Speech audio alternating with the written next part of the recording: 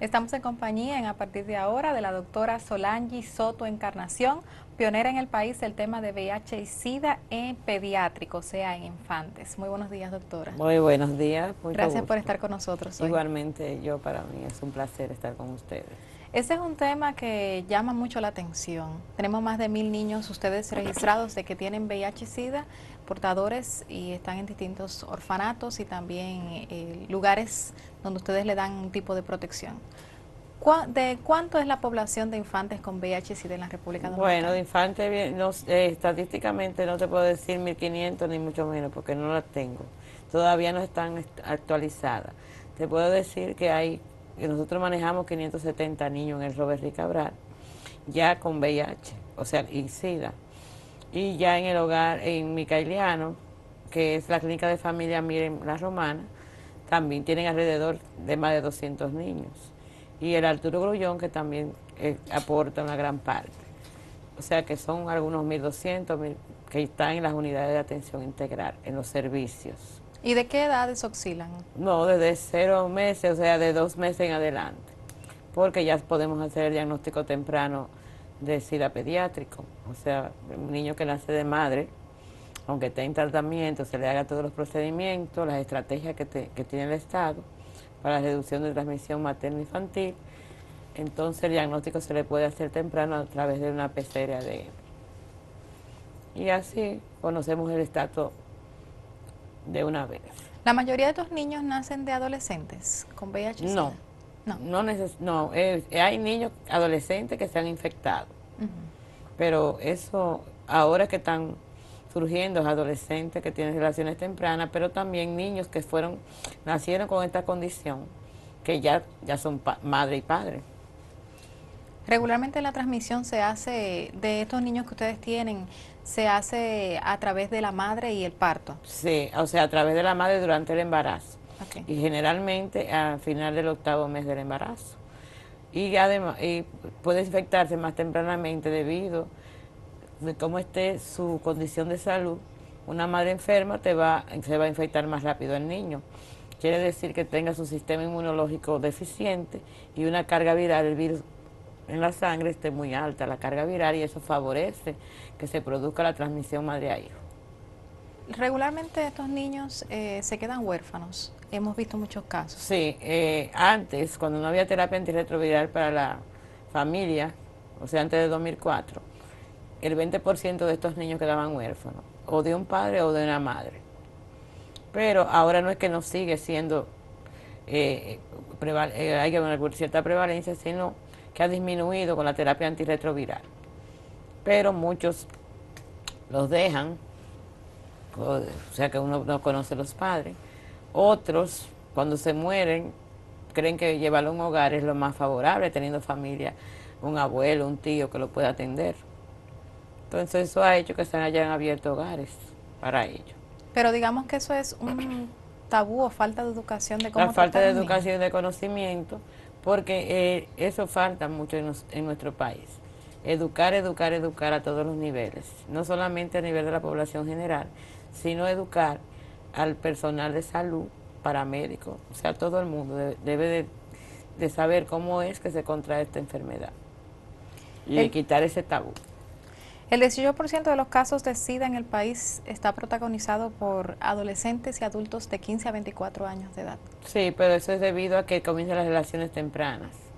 Entonces, a veces tienen relaciones con personas de más edad. Una joven de 13 años, 14, se enamora de uno que tiene 20, 25 infectado. Ya, así sigue la cadena. Múltiples parejas sexuales, en donde no se le habla de educación sexual, donde no se le da cómo protegerse, y eso favorece que se infecten más. Según una investigación realizada hace un tiempo, 57.000 el número de niños y niñas y adolescentes vulnerables. Hay vulnerabilidad, no sé que sean VIH. Ajá. sino que pueden, al estar a merced de la pobreza, de muchísimas carencias, la educación, muchos no accesan a ella, llegan a un octavo curso, un cuarto o hasta la primaria. Entonces eso hace que haya más enfermedad. ¿Cómo tratar una familia, bueno, a un menor que se haya infectado de VIH-Sida, digamos que no se lo haya transmitido la madre, sino algún tipo de inyección o mala práctica médica, Bueno, y no abandonarlo? ¿Qué debe de hacer un bueno, familiar? mami, eso, hay falta también de educación, pero tú sabes que se puede transmitir no solamente el virus por transmisión materno-infantil, sino también por transfusiones sanguíneas. Y no es que no se le hagan las pruebas correspondientes a la sangre, porque la sangre cuando tú vas a donar, te hacen tus pruebas de VIH, de la hepatitis y las hepatitis. Pero, ¿qué pasa? Hay un periodo de ventana, es decir, de 4 semanas, que el donador puede estar infectado y no saberlo. Cuando tú le haces la prueba, como está en ese momento en periodo de ventana, es decir, que el virus ha penetrado a la sangre, pero todavía no es visible o no detectable, entonces eso hace que se infecte. Entonces por eso hay todavía casos, aunque sean pocos, por transfusiones sanguíneas o hemos derivado. También hay otra condición que el adulto se puede infectar por, o sea, usadores de drogas que se inyectan, que se pasan una aguja unos con otros, también eso es una condicionante. Otra es, o sea, múltiples parejas sexuales, una madre infectada que no haya estado en el programa de la reducción materno-infantil, que le da el seno, ya sea porque el vecino ve que no le está dando el seno.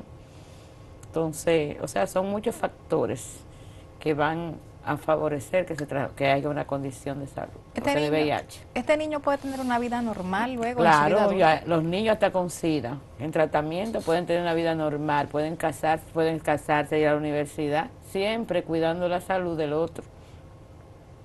O sea, yo tengo ya jóvenes, tengo la primer caso del 85 que tiene 2 niños y está muy bien. El otro caso no podía decir que está muy bien porque tiene una insuficiencia renal ahora.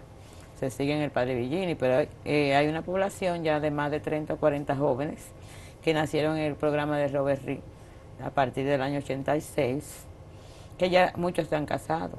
Otras adolescentes sí han dado a luz. De esa población solamente he detectado 2 casos que son positivos a la fecha.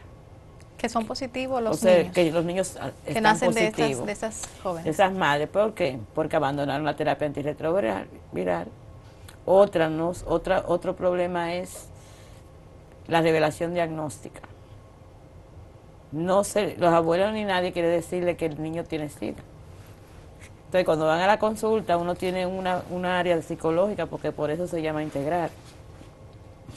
Entonces, no se le dice el diagnóstico al niño hasta que los padres no lo deseen, o los abuelos, el tutor. Y eso debe de iniciarse una revelación a partir de los 8 años, para que no se cree los adolescentes de por sí son reverdes. Imagínate cuando sepan de sopetón que tienen VIH. ¿Y el tratamiento que llevan estos niños no es muy invasivo? ¿No le hacen algún Bueno, tipo de daño? todo medicamento produce reacciones adversas.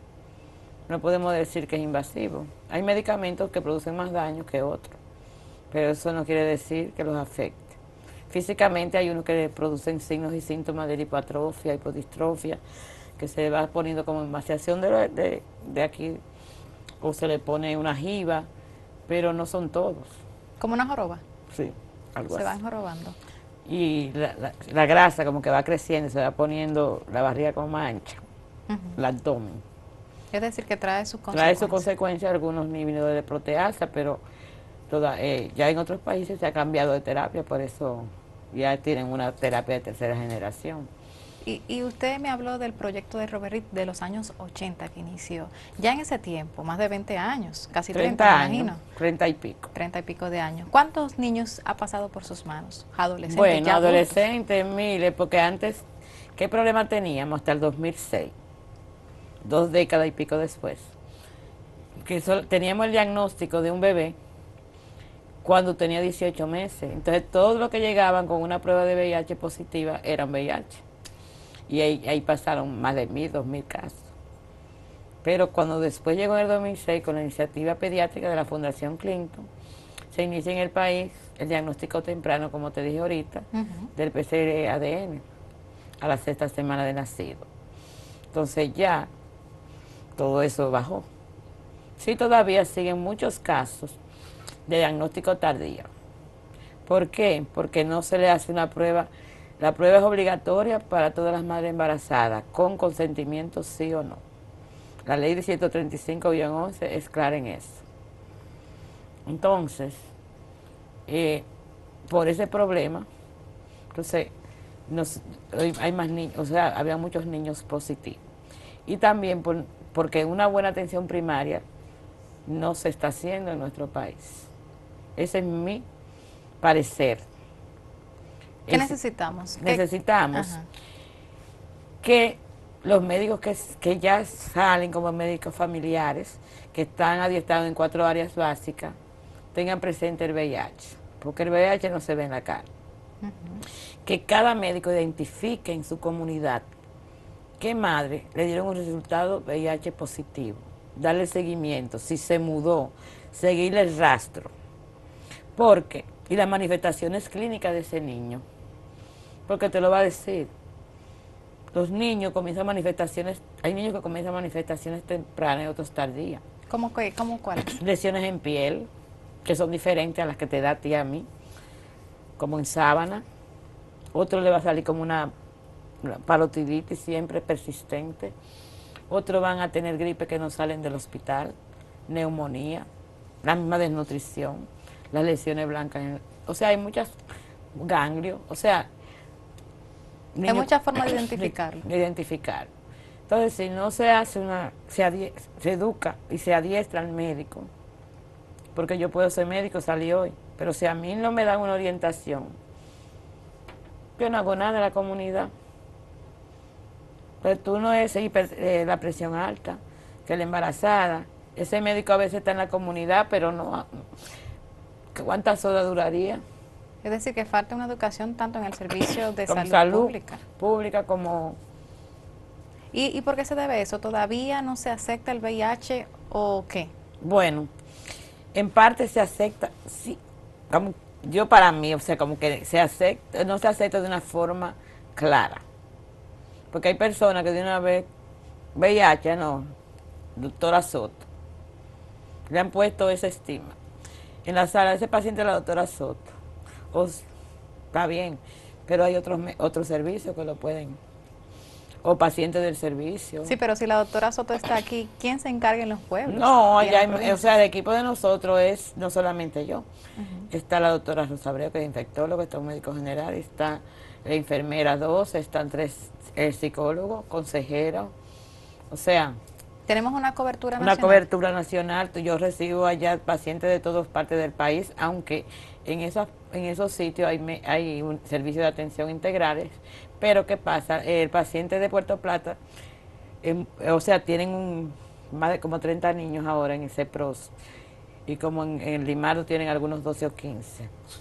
Pero...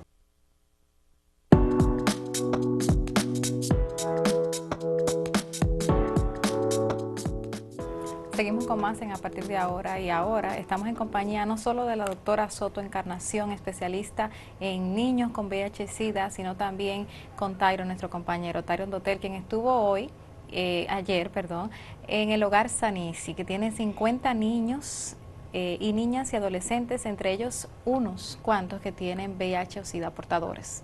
¿Qué te pareció? ¿Cómo estuvo todo? ¿Los niños? ¿Qué te dijeron? ¿Cómo costean ese hogar? Sí, fue una experiencia realmente enriquecedora. El hogar Sanisi se encuentra en la autopista de las Américas, Santo Domingo Este. Y bueno, llegar allá y ver las condiciones del lugar, cómo ellos logran optimizar los espacios y los recursos, los niños, que en su mayoría son huérfanos. No todos tienen VIH, pero sí la gran mayoría. Son unos 50 niños, entre niños y adolescentes, de ambos sexos. un trabajo importantísimo tomando en cuenta de cómo en el país todavía el tema del VIH es un estigma, la discriminación que experimentan. Y tal como decía la doctora Solange, Sí. bueno, a mí me sorprende que teniendo más de 20 años que apareció el VIH-Sida en el mundo, todavía en el país haya unos niveles de discriminación tan altos.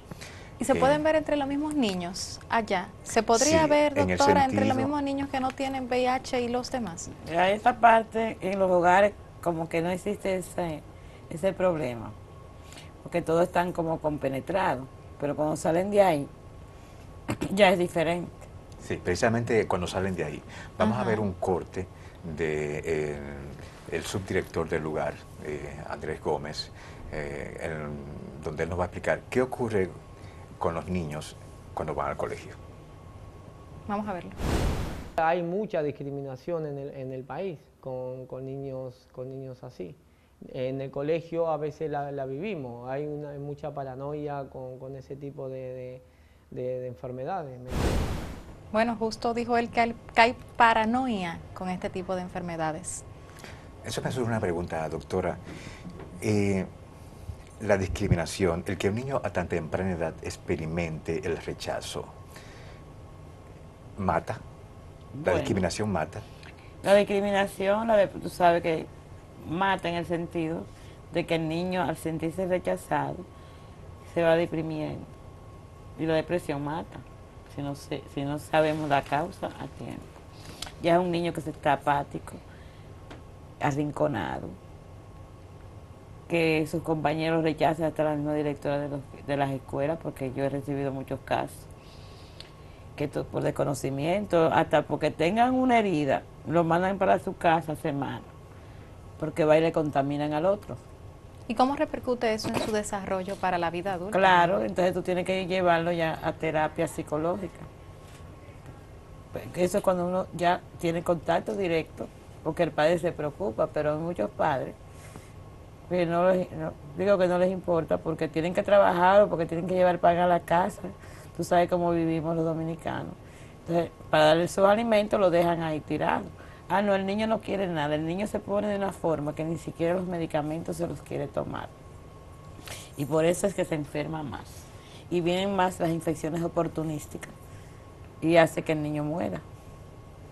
Exacto. Entonces, imagínate, yo creo que hay que cambiar ese paradigma en nuestro país. No sé por qué no cambia, porque en verdad, como dice, son 30 años ya de la aparición del primer caso, más de 30 años.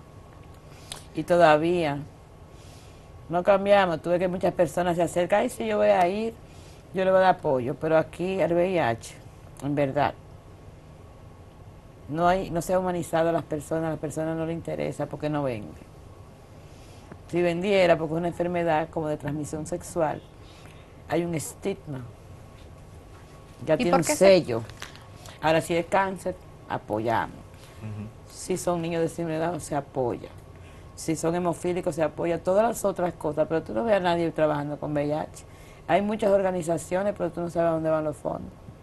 Sanisi, ¿de quién recibe apoyo? Bueno, que yo sepa, yo tengo una fundación, se llama Remar, que está en el mundo entero, Sí. en diferentes países internacionales, entre ellos hay hogares en Haití. Ellos venden cosas que le proveen fuera del país, de esa misma fundación, traen de todo tipo, ropa, tienen su tienda y venden. No sé si el Estado, yo no creo, porque antes no se consiguió que le diera nada. Tyron, O sea, Sí. los demás no sé si datos le que tú están dando, conseguiste, él lo puede decir porque es que... ¿Perdón? los demás datos que tú nos trajiste de Sanisi. Sí, tomando en cuenta lo que estábamos comentando, la discriminación, y la doctora puede secundar en ese sentido, de cómo la discriminación afecta a la autoestima del individuo y como nos explican los psicólogos, lo peor que le puede pasar a un ser humano es tener una autoestima baja, porque entonces te Totalmente. lleva a tomar malas decisiones en la vida. Así es. En el caso Por eso nos sorprende las declaraciones del subdirector del lugar cuando nos explican la cantidad de limitaciones, no solo físicas, sino psicológicas que tienen algunos de los niños. Vamos a escuchar este segundo corte, donde nos explica algunas de las enfermedades que poseen los niños, oportunistas algunas, y también cómo esta discriminación repercute en ellos a nivel emocional. Es muy difícil por las depresiones que los niños tienen, por los altibajos, por las frustraciones, por las enfermedades. También las enfermedades les generan problemas neurológicos, psicológicos, y a la hora del aprendizaje también son niños que les cuesta mucho retener la información. Bueno, ahí dijo exactamente lo mismo que estaba diciendo la doctora acerca de cómo estos niños van a reaccionar ante esta discriminación de parte de otros adolescentes y otros adultos también, y cómo se deprimen y eso cómo afecta luego a su vida diaria. Podemos ver estos casos constantemente, pero en la vida adulta ya, ¿cómo este niño reacciona con VIH-Sida y haber recibido este tipo de trato en su niñez? ¿Cómo se refleja? Bueno, se refleja. Primero tengo que decirte que como el virus afecta el sistema nervioso, generalmente algunos, no todos, van a tener trastornos del aprendizaje o van a tener otras cosas, enfermedades neurológicas, como él bien lo dijo, que aparece antes del año, encefalopatía, etcétera. Después comienzan convulsiones por ciertas patologías que aparecen.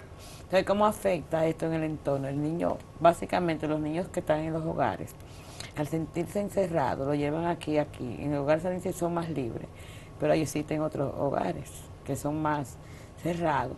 Entonces, cuando el niño sale a la calle, que se te entrega a la familia, que todavía eso yo no lo puedo entender bien.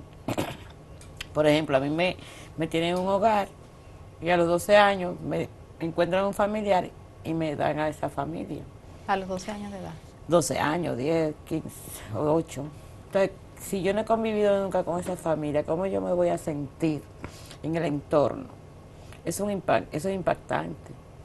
Precisamente eso ocurre en San Isidro. Ya a partir de los 13 y 14 años, los adolescentes suelen salir del hogar.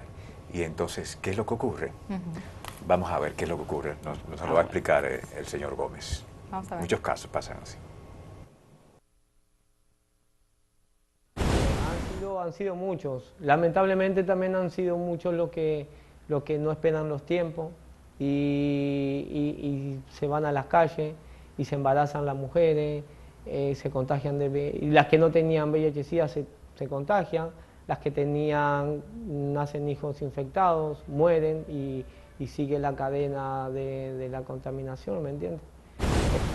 Es decir, que influye mucho en que se sigan afectando otras personas con VIH-Sida, sí, por la falta de educación sexual y de otro tipo. Y falta de información.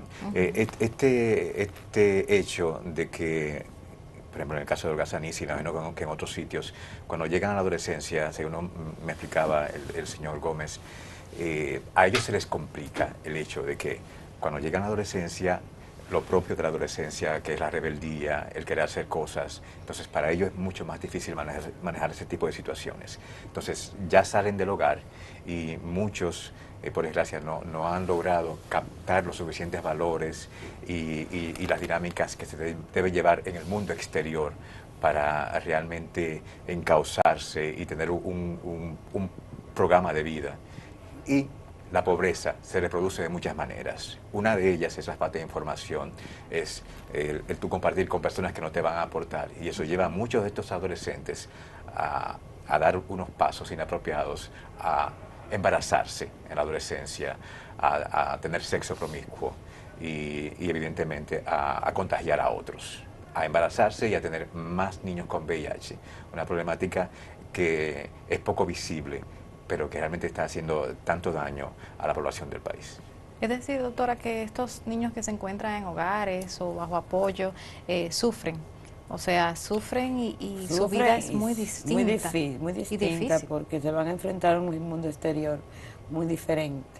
Ellos mismos, como saben que crecieron en un hogar, es impactante, porque ya si ellos me conocen a mí y yo voy, por ejemplo, llegan aquí y hay un niño que ya yo conozco.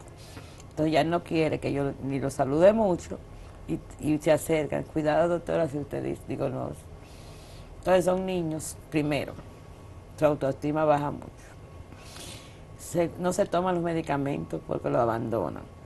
O sea, hay un abandono de más de un 7% de tratamiento antirretroviral. ¿Porque no tienen acceso o porque ellos no lo quieren?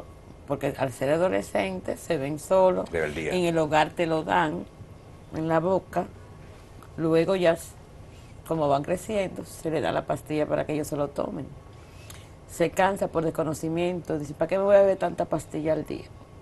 Uno le explica que es igual que la diabetes, una enfermedad crónica, que es igual que la diabetes, la presión alta, medicamentos, una enfermedad que tú tienes que beberte muchas pastillas. Y ya se ha simplificado, porque cuando comenzó la terapia antirretroviral, tú tenías que beberte 9 pastillas de un fuetazo de un solo medicamento, 2 veces al día, entonces eran más. Ya no, ya son 4 o 6 máximo, y a veces 3. ¿Verdad? Entonces el niño enfrentarse en esa situación, ya va para la universidad ahorita, termina el bachillerato, no encuentra como quien le coste su universidad. Porque te puedo decir que hay muchos que ya son casi profesionales, que están en la Católica, porque han conseguido 2 o 3 becas. O sea, pero no todos pueden accesar a la educación.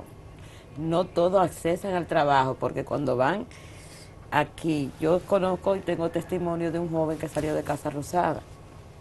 Fue a la Plaza de la Salud, le hicieron la prueba de VIH porque no se atrevió a decir que era VIH. No calificó. No le dan el trabajo entonces. No le dieron el trabajo. Entonces la UNIBE no le da el trabajo. O sea, las empresas, aunque la ley prohíbe hacerle la prueba, se la hacen y no le dan trabajo porque todavía no saben que el VIH no se pegue porque yo me siento al lado de él, porque haga cualquier labor. Muchachos técnicos en cómputo, en esto. La gente podría decir que es un abandono después de los 12, los 13 años que Es hacen un estos abandono. niños. Y de todas las cosas, porque no se ha todos. educado, el Estado tampoco no se ha trabajado en eso, en ese empoderamiento, hay veeduría, pero yo no sé, de verdad que no sé. Precisamente esa es la palabra, porque estos niños no solo padecen el VIH, sino que padecen el síndrome del abandono. Del abandono. Estamos hablando de niños que no tienen padres, o si los tienen vivos, es como si no los tuvieran. Claro. Entonces, los psicólogos nos explican de cómo repercute en un niño el hecho de sentirse abandonado. Terrible. Si tú sientes que tus padres, que se supone que son las personas más importantes de tu vida, te han dado la espalda, entonces cómo esto se manifiesta en cómo tú te ves, en cómo tú te manejas internamente, y evidentemente esto te va a afectar. Y el caso de los niños en el hogar Sanisi se repite en todo el territorio nacional. Entonces estamos ante una gran cantidad de niños con VIH que, aunque estén en hogares como Sanisi, que debería haber más lugares, que el Estado debería hacerse responsable y instalar más hogares iguales a este. Estamos ante una gran cantidad de niños que van a ir creciendo con serias dificultades, con serias limitaciones, y que luego, cuando lleguen a la adolescencia y a la juventud, ¿qué se puede esperar de ellos? Si ocurre, como explica la doctora Solange, que le cierran las puertas de trabajo o le cierran las puertas de los estudios. O simplemente si alguien se entera en su barrio que tiene el VIH, entonces... Y eso lleva ya a ocultarse también, ante todo. Bueno, Tairo, vamos a una pausa y regresamos en breve. No se mueva nadie, ni ustedes, y seguimos con más en A Partir de Ahora.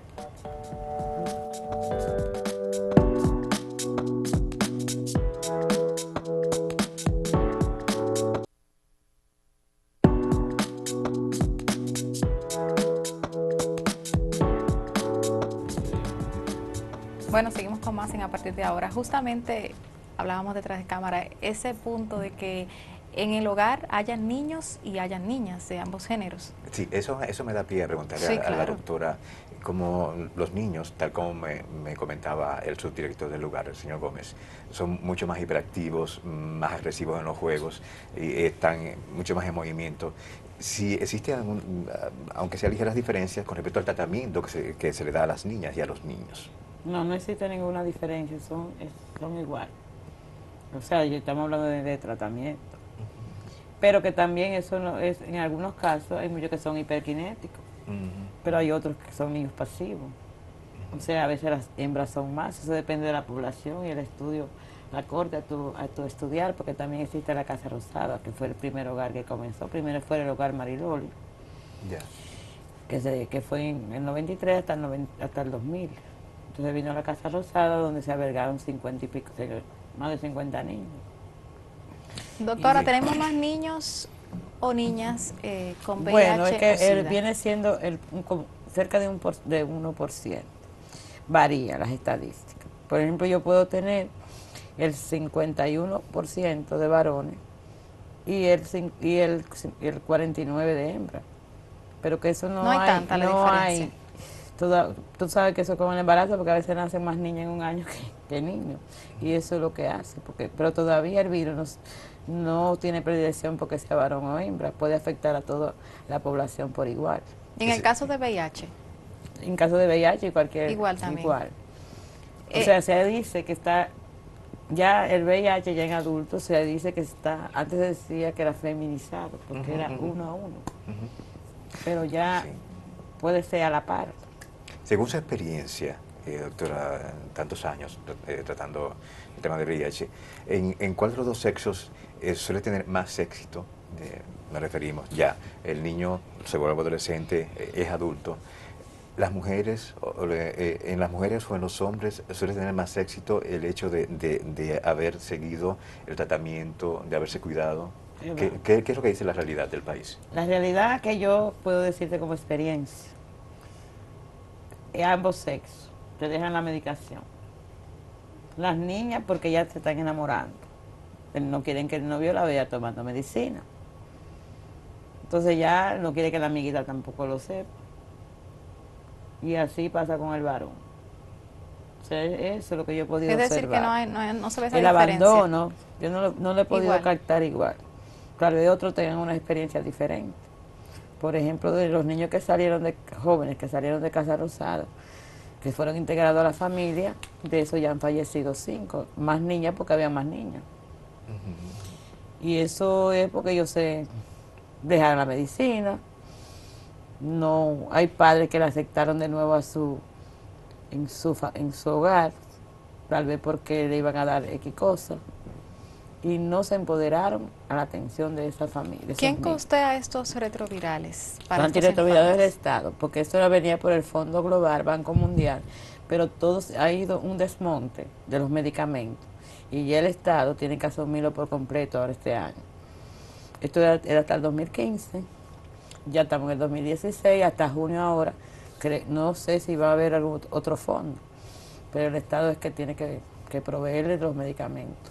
Antes usted mencionaba del diagnóstico tardío de niños de 8, de 15 años que llegaban tarde y les diagnosticaban con VIH o SIDA.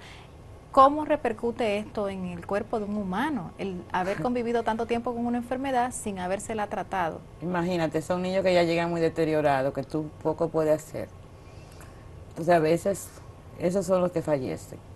No aquellos niños que tienen muchos años porque están en terapia, sino los que tú diagnosticas tempranamente, tardíamente. Porque es un proceso, llegan porque tienen una enfermedad, una encefalitis, te llegan porque tienen cualquier tipo de enfermedad oportunista grave. Entonces ahí tú tienes que luchar. Y de esos son los que más mueren. Y eso es culpable de nosotros los que estamos en salud. Porque si Juanito viene 5 veces a mi consulta, ya yo tengo que pensar en otra cosa. Y no porque tenga una medicina privada, porque me tenga que ir, no darle la atención adecuada. Y en eso es que que tiene que mejorar la atención primaria. Y la salud en todos los sentidos. 2 puntos que yo los veo desgarradores, doctora. Lo que usted nos comenta de que muchas de las adolescentes abandonan el tratamiento para que no se den cuenta su novio o su entorno de que padecen ya el VIH. Es como llevar un secreto. Es un lastre que llevas, Sí. que te pesa tanto que al final no sobrevives en la mayoría de los casos. Fruto de la desinformación y de la discriminación. Y por otro lado, que es un punto también que entiendo que como sociedad debemos replantearnos, no solo en el caso de los niños con VIH, sino los niños que son víctimas de los feminicidios. Claro. Y sobre todo en el caso de que haya un homicidio y un suicidio, que el padre se suicide. Esos niños se suelen llevar donde los familiares. Pero muchas veces esos familiares realmente no están en las condiciones de recibir esos niños por una u otra razón, ya sea económicas o porque simplemente no son las personas más adecuadas. O sea, el hecho de que sean sus familiares no determina que realmente sean las personas adecuadas para darle cobijo a ese niño. Lo que tú no sabes, escúchame, es que los padres que fallecen, los familiares, desconocen que están infectados de SIDA. Porque no se lo dicen por la misma discriminación. Entonces, cuando fallecen, el niño no lo llevan al médico, se quedan ahí, duran 1 año, 6 meses, y cuando ya está deteriorado, comienzan a buscar, y aparece que el niño sí estaba en un programa. Y los demás Ese familiares es el día a no tienen día. conocimiento. Eso es lo que pasa. Así mismo como no los declaran. No lo declaran la mismo, mayoría, no pueden acceder al seguro, o sea, al seguro social, ¿verdad? La Ustedes seguridad dos han social. hecho mucho hincapié en el estigma social que todavía nos invade en la República Dominicana en cuanto al VIH-Sida. ¿Por qué? Usted que tiene 30 años en este tema, tratando a estos niños y adolescentes, ¿por qué todavía la población, a pesar de que ha aceptado o tratado de aceptar otras cosas en la República Dominicana, no acepta a las personas con VIH o SIDA? Porque para mí, mi parecer, como se transmite por relaciones sexuales, en el niño es por transmisión materna infantil, pero para que un niño nazca positivo tiene que ser hijo de una madre. Sí, claro. Entonces, imagínate, no, esa tiene SIDA porque la madre es esto, la madre es otro, y no necesariamente. Se llama porque creen promiscuidad. bueno, se relacionaba mucho antes con las trabajadoras sexuales, con los homosexuales también. Puede ser que venga por ese mismo aspecto también todavía el estigma social. Eso es lo que yo pienso, que es considerado una enfermedad sexual. Y la sexualidad todavía es un tabú en la República Dominicana. Claro, porque eso nada más hay que verlo con esta enfermedad, digo, ese es mi parecer. Pueden haber otros factores, pero ese es más. Que yo tenga VIH, entonces, no te lo adquirió, no piensan cómo yo lo adquirí, sino que fue por relaciones sexuales y no creen que fue por una sola pareja. Y podría ser, doctora, también que en el imaginario colectivo todavía persiste esa creencia de que tener SIDA es sinónimo de muerte. De muerte, porque no se educaron. Si nosotros no educamos, desconocemos. Es decir, que a más de 20 años, casi 30 años que apareció el SIDA, todavía estamos en estas condiciones. Evidencia esto una grave responsabilidad de parte del Estado. Del Estado, de falta toda la de la sociedad. educación a la población. Eso es cierto. También hay un punto, doctora, que usted ha estado mencionando en toda la entrevista, y es la administración de salud pública y la inversión. ¿De cuánto estamos hablando en la inversión en los infantes con VIH-Sida en la República Dominicana? Yo no te puedo decir estimando porque no manejo cifras. Estas cifras. Pero sí, o sea, los que proveen los servicios deberían hacer proyecciones más concretas. Porque el Estado, por ejemplo, yo como médico, tengo que ver la proyección de cuántos niños me van a nacer del programa de transmisión materna infantil. Entonces yo tengo que irme a todas las maternidades del país, a todos los centros, porque ya está, en todos los centros está la profilaxis para la transmisión materna infantil en el niño. Entonces yo tengo que irme a la maternidad. ¿Cuántas madres embarazadas en 1 año con VIH? Entonces a eso agregarle un porcentaje, que no debe ser mucho. Entonces yo así sabría cuántos niños van a nacer, o sea, expuestos, porque no se llaman que van a estar infectados, sino expuestos al VIH. Y de eso, tal vez un 0.8% o menos me van a hacer va a ser enfermo. Pero todavía no hay eso, porque a veces que nos quedamos en las oficinas y no bajamos al campo y no nos involucramos. Entonces falta eso. Usted habló de expuestos. Que la gerente bajen. Por ejemplo, yo soy gerente de un servicio. Ajá. Yo como gerente de un servicio, que sea gerente en el Servicio Nacional de Salud, que tenga que ver con monitoreo, tenga que ver con medicamentos. yo como gerente debo preocuparme cuántos niños vienen en Roberto y cuántos medicamentos me hacen falta para hacer un estimado. El año que viene, ¿cuánto se puede agregar? Eso pasa para saber qué cantidad de sidobudina tengo que traer al país para el programa de reducción de transmisión vertical. ¿Y hemos tenido escasez en algún momento? Bueno, a veces ha habido escasez porque se ha pedido tarde, o tú sabes que nosotros no producimos medicamentos. A veces no hay en el país que tú lo pides, porque ya tú tienes que conocer que la transmisión materno-infantil en países desarrollados, eso ya casi no existe eso. Y en países pobres existe, o sea, aquí en el Caribe, existe en algunos países de América Latina, pero ya ha bajado más la cuota. O sea que entonces ese es otro problema que tenemos, la fabricación de los medicamentos pediátricos. El niño siempre se ha visto desde la época del diagnóstico como adultos pequeños. Entonces, no se empodera a nadie en traer las formulaciones adecuadas, no importa lo que cueste. Son más caras. Porque no se están haciendo, porque son menos. Okay. Imagínate, si el 1% de la población, tenemos 10 millones, 100.000 personas, por ejemplo, adultos, van a estar infectados. ¿Por qué nacen, bueno, usted habló del país más ricos y más desarrollados, pero por qué todavía en República Dominicana tenemos un porcentaje de niños que nacen enfermos de SIDA? Por la falta de misma educación, o sea, hay madres que todavía dan a luz, vienen hoy aquí a esta clínica, se hacen una prueba de VIH, está embarazada, se va a la otra, y a la otra, y por fin da luz, sabe dónde, y no le hacen la prueba ni le ponen la profilaxis. Es lo que llaman el famoso rebote. El rebote. Yo recuerdo que cuando hice un reportaje sobre personas con VIH en el país, es una costumbre que es, yo digo, hasta endemoniada.